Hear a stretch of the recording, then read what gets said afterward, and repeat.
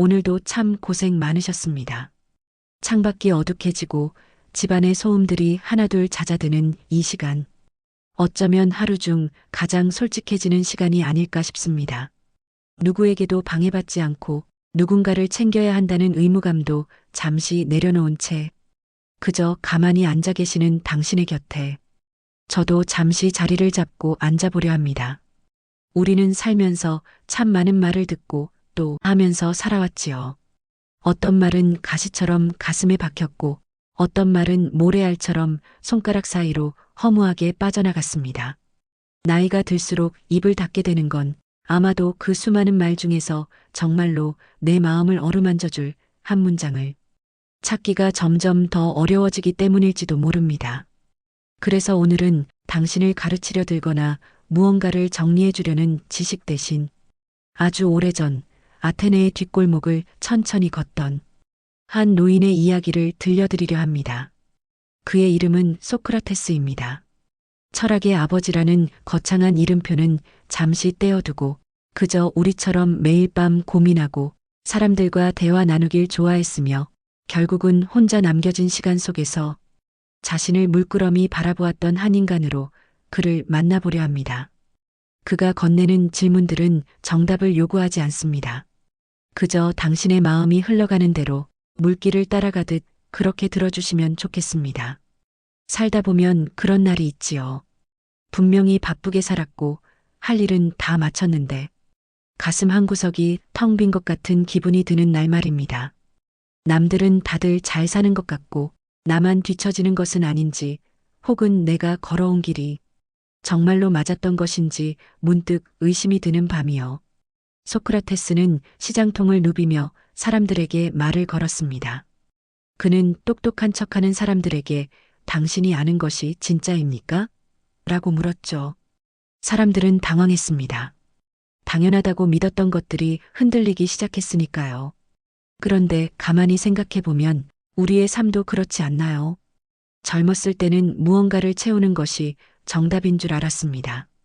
지식을 채우고 통장 잔고를 채우고 자식의 미래를 채우고 하지만 60이라는 숫자를 넘어서면서 깨닫게 됩니다. 정말 중요한 것은 무엇을 더 채우느냐가 아니라 무엇을 어떻게 비워내느냐는 사실을요. 소크라테스는 스스로를 무지한 사람이라고 불렀습니다. 자신이 아무것도 모른다는 사실을 아는 것이 지혜의 시작이라고 말했지요.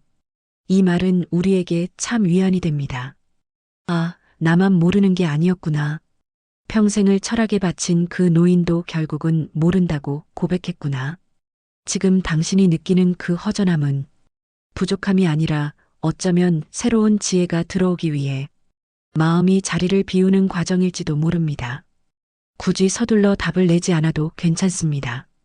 모르겠다라고 나직이 움조리는 그 순간 우리는 비로소 진실해질 수 있으니까요. 당신은 요즘 어떤 것들을 비워내고 계신가요? 꼭 쥐고 있던 고집인가요?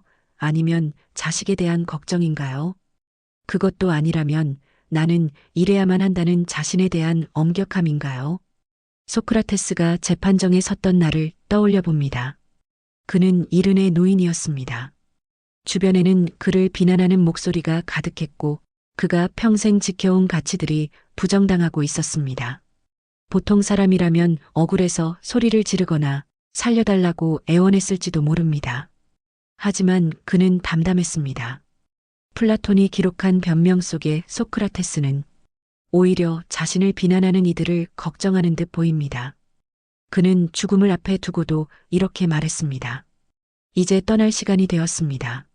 나는 죽으러 가고 여러분은 살러 갈 것입니다. 누가 더 나은 운명을 향해 가는지는 오직 신만이 아실 뿐입니다. 이 문장을 가만히 소리내어 읽어보면 가슴 한구석이 서늘해지면서도 묘한 평온함이 찾아옵니다. 우리는 늘 나은 선택을 해야 한다는 강박 속에 삽니다. 어떤 음식이 건강에 좋을까? 어떤 투자가 이득일까? 어떤 말이 상대의 마음을 살까? 하지만 소크라테스는 삶과 죽음이라는 거대한 갈림길 앞에서도 어느 쪽이 더 낫다고 단정 짓지 않았습니다. 그저 주어진 길을 묵묵히 걸어갈 뿐이었죠. 시니어의 삶은 어쩌면 매일매일이 이 담담함을 배우는 과정인 것 같습니다. 몸은 예전 같지 않고 주변 사람들은 하나둘 떠나가고 세상은 너무 빠르게 변해서 도무지 따라가기 벅찰 때가 많지요. 그럴 때 소크라테스의 이 담담함을 떠올려 보세요. 그럴 수도 있지요. 그럴 때가 된 것이지요. 억지로 붙잡으려 애쓰지 않아도 괜찮습니다. 흘러가는 것은 흘러가는 대로 두고 남아있는 것들을 물끄러미 바라보는 그 시선 속에 노년의 진짜 품격이 깃드는 법이니까요. 지금 당신의 머릿속을 스치는 가장 큰 걱정거리는 무엇인가요? 그 걱정을 소크라테스 앞에 내려놓는다면 그는 아마도 조용히 고개를 끄덕이며 이렇게 말해줄 것 같습니다. 그것도 다 지나가는 바람입니다.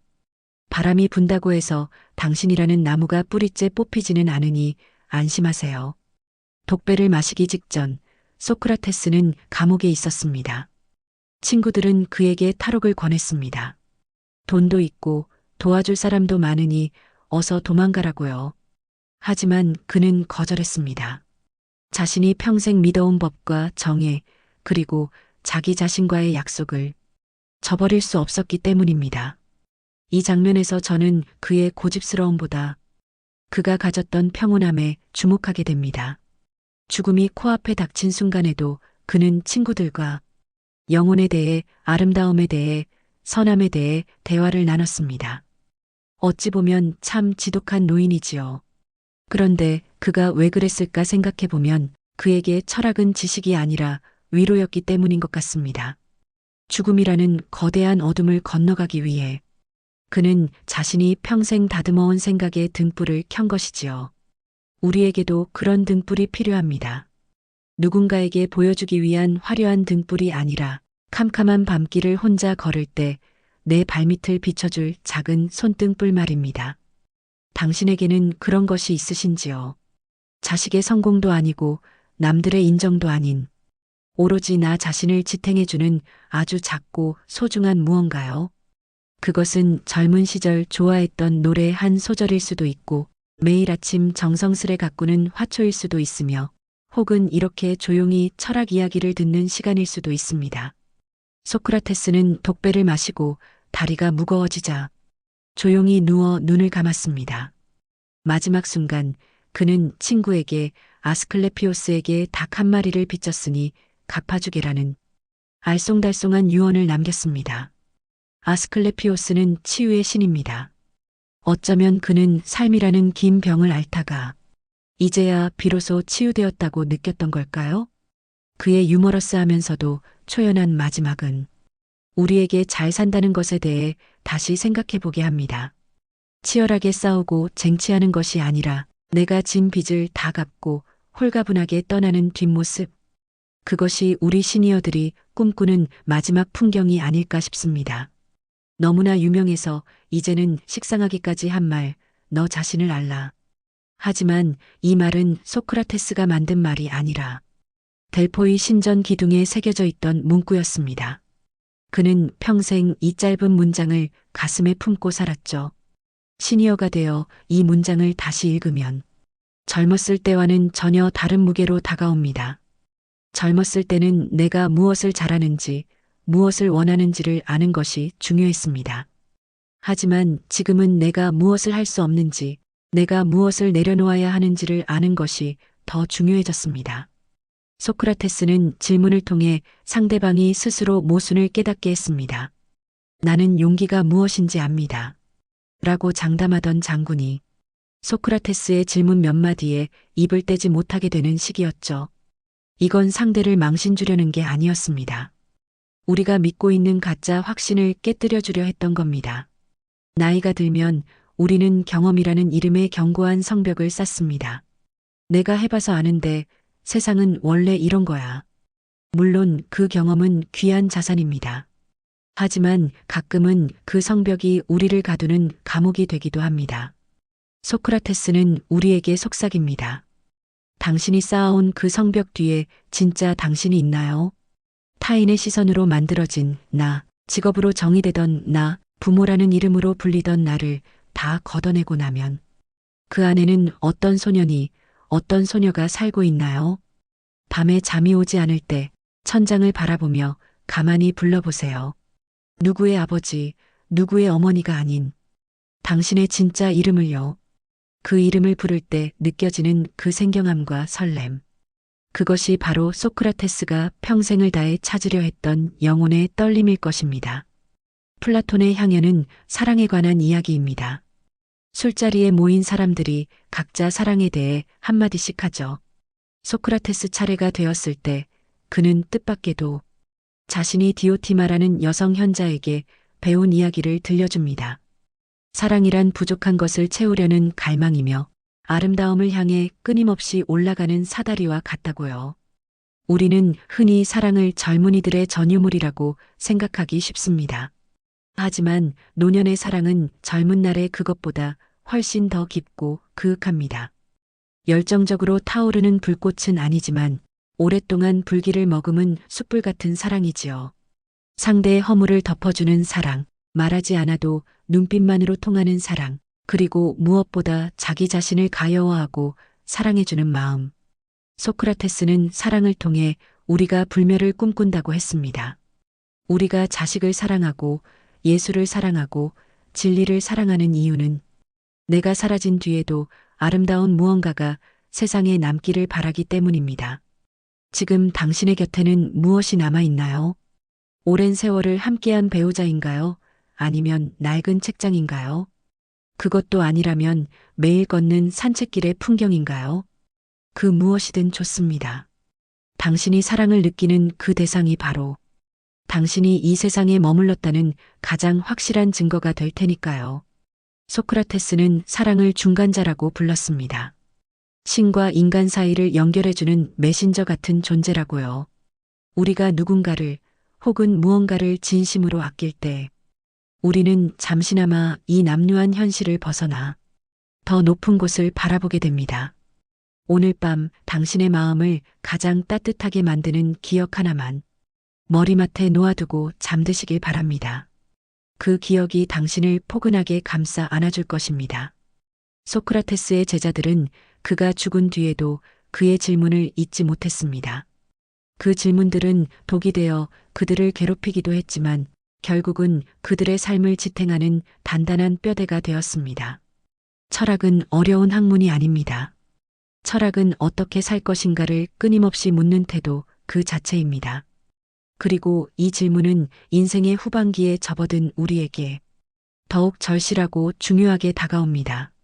나는 오늘 나 자신에게 정직했는가? 나는 오늘 누군가에게 따뜻한 말 한마디를 건넸는가? 나는 오늘 내 마음의 소리에 귀를 기울였는가? 소크라테스는 광장에 서서 사람들에게 질문을 던졌지만 사실 그 질문들은 그 자신에게 던지는 것이기도 했습니다. 그는 죽는 순간까지도 배우는 자세를 잃지 않았습니다. 심지어 감옥에서도 새로운 노래를 배웠다는 일화가 전해지기도 하니까요. 배움이란 건 거창한 지식을 머리에 넣는 게 아닙니다. 어제보다 조금 더 너그러워지는 것, 세상의 풍경을 조금 더 깊게 감상할 줄 알게 되는 것, 그리고 나 자신과 화해하는 법을 익히는 것이지요. 혹시 오늘 누군가에게 서운한 감정이 드셨나요? 아니면 뜻대로 되지 않는 일 때문에 자책하고 계시지는 않나요? 그럴 땐 소크라테스처럼 허허허 웃으며 질문을 바꿔보세요. 그 일이 정말 내 마음을 다치게 할 만큼 중요한 일인가? 열흘 뒤에도, 한 달 뒤에도 나는 이 일로 괴로워하고 있을까? 대부분의 고민은 질문의 각도를 조금만 틀어봐도 그 무게가 가벼워지기 마련입니다. 소크라테스가 평생 우리에게 가르쳐 주려 했던 비결이 바로 이것입니다. 질문을 통해 마음의 짐을 덜어내는 법 말입니다. 이제 이야기가 막바지에 다다랐습니다. 소크라테스는 평생을 시끄러운 시장통에서 보냈지만 그의 내면은 늘 깊은 호수처럼 고요했을 것입니다. 수많은 비난과 오해 속에서도 흔들리지 않았던 그 고요함은 어디서 온 것일까요? 그것은 아마도 그가 자신만의 진리를 가졌기 때문일 겁니다. 남들이 뭐라고 하든 세상이 어떤 가치를 쫓든 그는 자신의 마음속에 있는 다이모니온 내면의 목소리를 따랐습니다. 시니어의 시간은 이 내면의 목소리를 듣기에 가장 좋은 시간입니다. 사회적 직함도 떼어내고 자식들도 제 길을 찾아 떠난 지금이야말로 오로지 나만의 목소리에 집중할 수 있는 절호의 기회이지요. 밤이 깊어질수록 어둠은 짙어지지만 그럴수록 별은 더 밝게 빛납니다. 우리의 노년도 이와 같기를 바랍니다. 육체는 조금씩 저물어 가더라도 내면의 지혜와 평온함은 밤하늘의 별처럼 더욱 선명하게 빛나기를요. 소크라테스는 죽음을 두려워하지 않았습니다. 그는 죽음을 철학자의 완성이라고 생각했습니다. 평생 연마해온 영혼이 비로소 육체의 감옥을 벗어나 자유로워지는 순간이라고 믿었기 때문입니다. 우리도 언젠가는 그 길을 걷게 되겠지요. 하지만 무서워할 필요는 없습니다. 소크라테스 같은 좋은 선배가 먼저 길을 닦아놓았고 우리 곁에는 지금까지 잘 살아온 우리 자신의 삶이 든든한 버팀목이 되어주고 있으니까요. 오늘 밤은 아무 걱정 없이 푹 주무셨으면 좋겠습니다. 소크라테스가 감옥에서 평온하게 잠들었듯이 당신도 이 밤의 고요를 온전히 누리시길 바랍니다. 어떤가요? 마음이 조금은 가벼워지셨나요? 철학이라는 게 그리 딱딱하고 어려운 게 아니지요. 그저 내 마음을 들여다보고 지나온 길을 긍정하며 다가올 내일을 담담하게 맞이하는 것. 그게 전부입니다. 눈을 감기 전 마지막으로 하나의 질문을 남겨드리고 싶습니다. 이 질문은 소크라테스가 당신에게 직접 건네는 선물이라 생각해 주세요. 만약 당신이 내일 아침 아무런 근심도 없고 아무런 책임도 없는 완벽하게 자유로운 어린아이로 다시 태어난다면 당신은 가장 먼저 어떤 아름다운 것을 보고 싶으신가요? 그 대답을 찾으려 애쓰지 마세요. 그저 그 장면을 머릿속에 그리며 천천히 호흡을 가다듬어 보세요. 들이마시고 내뱉고 당신의 숨소리가 소크라테스의 낮은 목소리와 닮아갈 때 당신은 이미 가장 지혜로운 철학자가 되어 있을 것입니다. 당신의 밤이 평안하기를 그리고 당신의 꿈속에 아테네의 따스한 햇살이 머물기를 바랍니다. 수고하셨습니다. 정말 참 잘 살아오셨습니다.